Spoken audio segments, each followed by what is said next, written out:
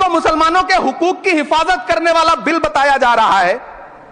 उसी को पेश करने के लिए और उस पर बात करने के लिए लोकसभा में भाजपा सरकार के पास एक भी मुस्लिम सांसद नहीं है। जिस वक्त, मैं लोकसभा कह रहा हूं, सुना करिए, जिस वक्फ बिल को मुस्लिम महिलाओं को हक दिलाने वाला बताया जा रहा है, उसे संसद में पेश करने वाली पार्टी के पास न तो राज्यसभा में, न लोकसभा में, न देश की किसी विधानसभा में एक भी मुस्लिम महिला सदस्य नहीं।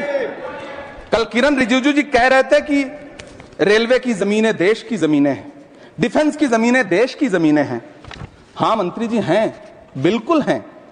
ये जो वक्फ की जमीनें हैं, ये हमारे पुरखों ने धार्मिक कामों के लिए डोनेट किया है, तो हम भी तो इसी देश के नागरिक हैं, हम भी तो इसी देश के बेटे हैं, तो वक्फ की जमीनें भी तो इसी देश की जमीनें हैं, उनको पराया क्यों बोलते हैं आप? सभापति महोदय अशफाकुल्लाह खान जब फैजाबाद की जेल में फांसी के फंदे पर झूल रहे थे, तो इसी देश की जमीन के लिए झूल रहे थे ना। सभापति महोदय, अंडमान की जेल में काला पानी की सजा काटकर अपनी जान देने वाले मौलाना फजले हक खैराबादी हो या शेर खान अफरीदी हो, वो भी तो इसी जमीन के लिए अपनी जान दे रहे थे ना।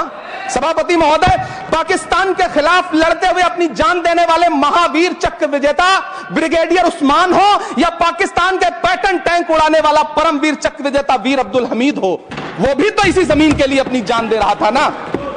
और मंत्री जी, मैं इस सदन में अलग ऐलान ये कहता हूं कि जब भी इस देश की जमीन को लहू की जरूरत होगी, आपसे 2 कदम आगे इमरान खड़ा मिलेगा, ये मैं आपसे यकीन दिलाते हुए कह रहा हूं।